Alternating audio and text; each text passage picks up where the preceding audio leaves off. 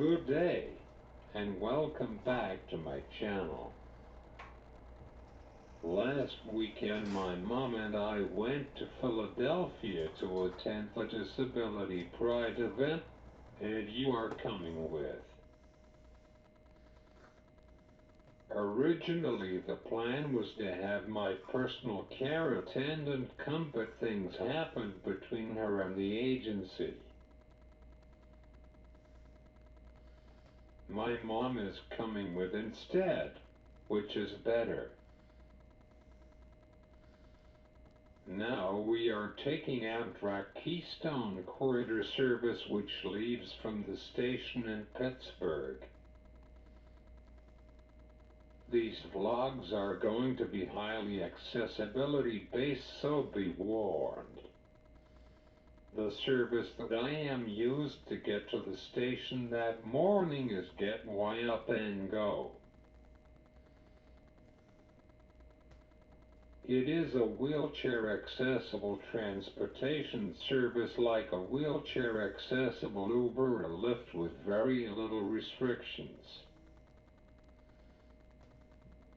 Uber or Lyft, since drivers use their own vehicles, is not a viable option for people who use powered chairs. It was started by a former attendant and a longtime friend of the family, Deb Krause, as an alternative to paratransit, or the fixed route that tries their best to make as few trips into Pittsburgh as possible, which I get. Operating buses cost money. I absolutely love this option as opposed to trying to get Voices for Independence, my local independent living center, to take me to the airport, which was always a struggle. I would not be as independent in my manual wheelchair. I do not drive my own van, and so I have to rely on public transportation or services such as this one to get around. They are not sponsoring me. This was, funny enough, my second time riding the Amtrak Keystone Corridor route, which leaves from Pittsburgh. My first time was back in college. I was on a work group for the Pennsylvania Office of Long-Term Living, or OLTL. We met once a month in Harrisburg, either in person or by conference call, but I got the wrong day.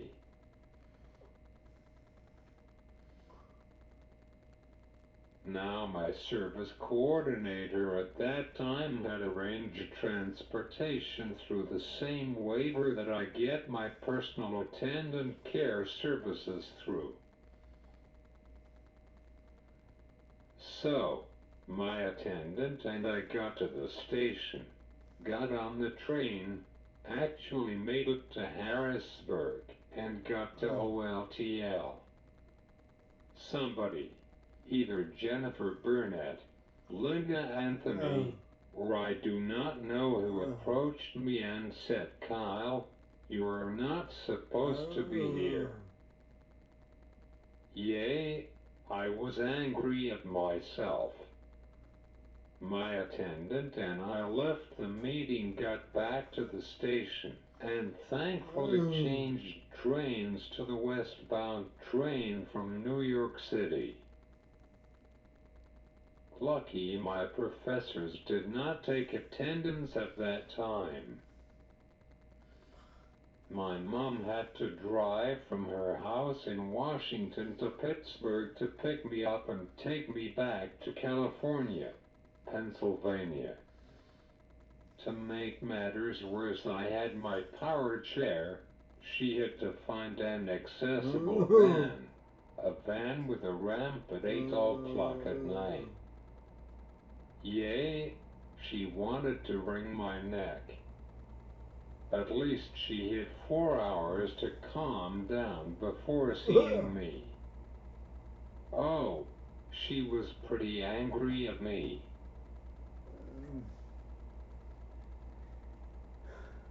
Granted, that was the last time I skipped class. I resigned from the work group because of college, which in retrospect, I should not have even accepted the position. I could not get college credit, and they really did not take consumers' input into consideration, or that is what I had heard by talking to others that were on the committee. It was a waste of time, unfortunately. They did what they wanted without any meaningful input from people with disabilities, the ones who actually use the services. This is why my mom helped me plan this trip. Do not worry, I have nothing planned other than this trip. That is all good. I did have a dentist appointment that Tuesday morning. Union Station is located on Liberty Avenue beside the Greyhound station. The tickets were on my mom's phone. As you can tell, there is nothing really here, just a large waiting room with some vending machines. Lucky we were running behind schedule, so they immediately took us to the train platform with the help of an elevator. Now, these trains are wheelchair accessible to a point. As you will see, some of the platforms are not level with the doors such as the ones here in Pittsburgh, so they have to get a portable crank lift. Every car has a wheelchair accessible area with a fold-out tray table. Now I remember on the commuter train, Metra, in Chicago that went up to Kenosha and back, that Nigel, my brother, and I took to visit our grandma. They did at wheelchair lifts that are built into the train cars that deploy from underneath the first step. I love hidden accessibility features. I think they are the coolest. However, not all the stops had elevators or ramps, especially the ones in Chicago, which I get. Even taking the L from Midway Airport to my dad's apartment was difficult, because we took the orange line to the blue line, then transferred to a bus. I would rather take a cab. One thing that I noticed is, now almost everybody has cell phones. The conductors just scan the QR code. Yay, no more paper tickets. With that said, I do not think you could go to the cafe car by yourself. Speaking of the cafe car, it is time for breakfast. I will let my mom tend to that. You can't really move around on a train when you are in a wheelchair. Be sure that you are prepared to pay or bring your own food. Meals are not included in the cost of your ticket when you are in coach, and it is overpriced. This is why people in wheelchairs get a discount. Also, this is a day trip.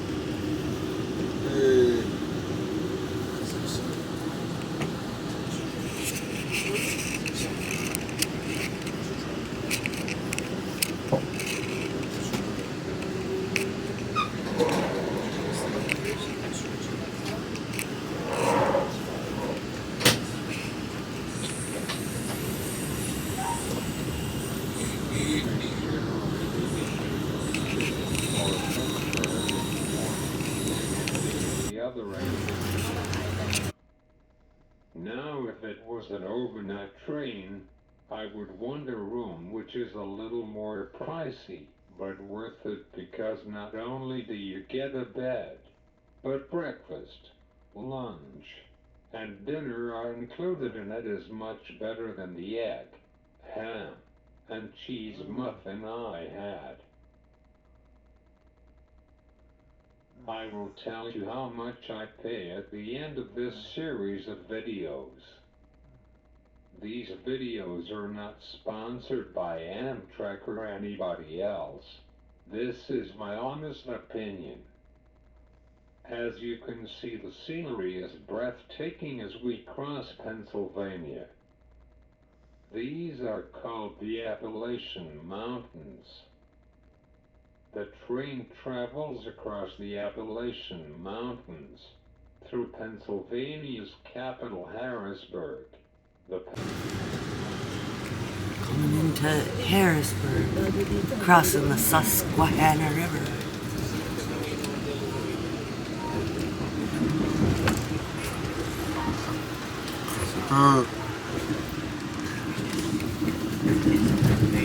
No, it didn't.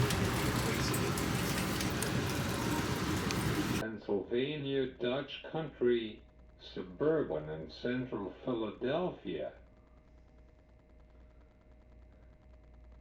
One of the most famous parts of this route is the Horseshoe Curve. Now I have been to Philadelphia twice before, once for a conference at RH, the other when I was 17 to attend the Augmentative Communication Empowerment Services, or ACES program at Temple University, which I talked about in a previous video. Link is in the description below.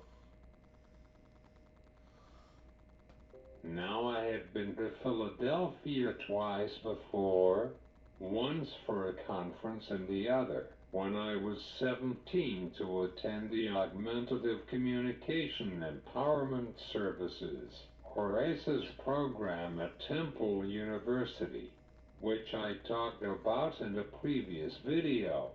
Link is in the description below.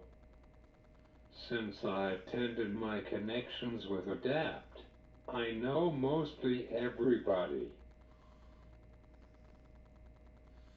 I also was in Philadelphia's airport for 2 hours transferring planes on my way to Chicago to visit my dad and grandma. Yeah, that was a mistake too, and an expensive one at that. She went to Amtrak.com, put mine and her information, selected the train and booked it. And now it is time for the first ever Kyle Gloshalou review. Okay, so every car has a wheelchair accessible bathroom, or located in the front of the train car. There is a sink, a toilet, and grab bars. It is easy for me to get on and off the toilet, but for those who do not have the ability to walk, there is a transfer bench. Between the first time I used it and the second time it was rendered inoperable. Thankfully it was less than an hour to Philadelphia. That was the first ever Kyle Gloshalou review.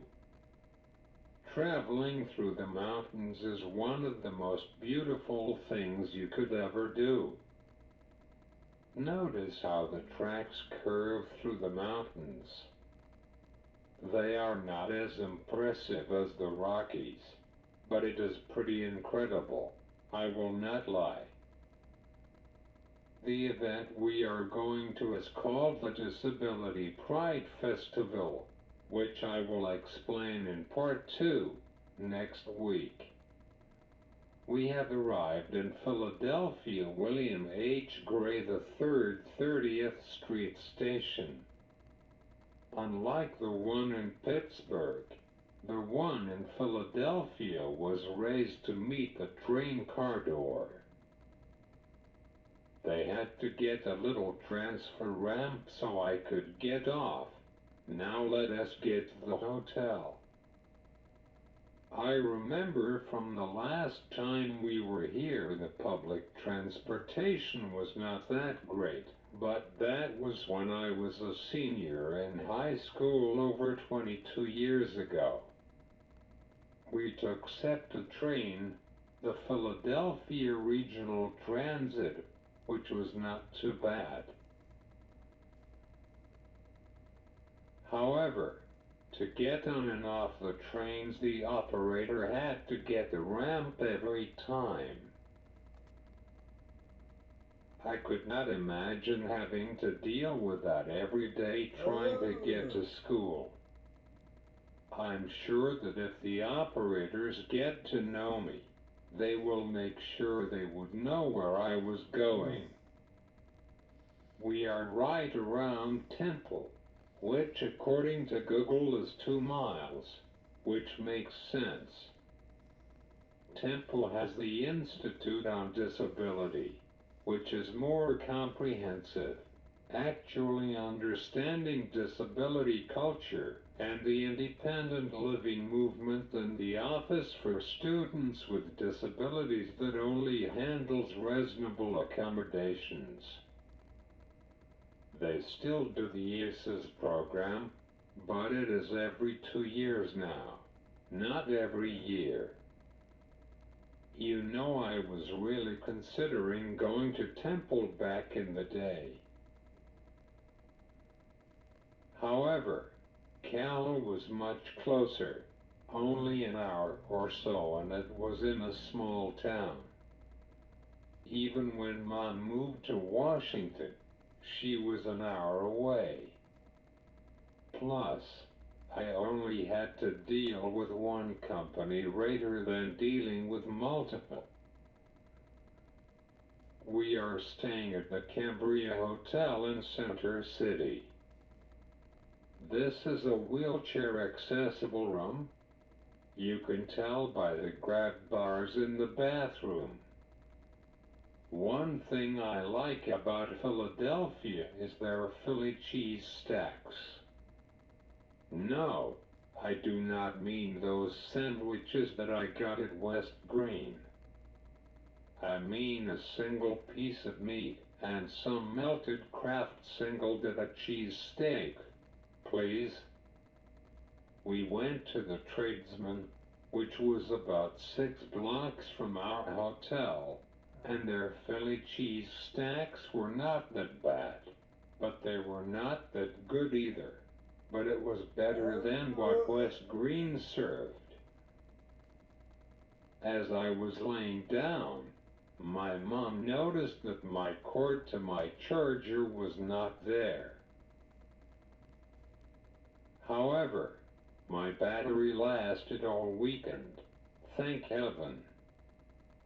Tune in next week for a part 2. Please like, share and subscribe to my channel. Good night.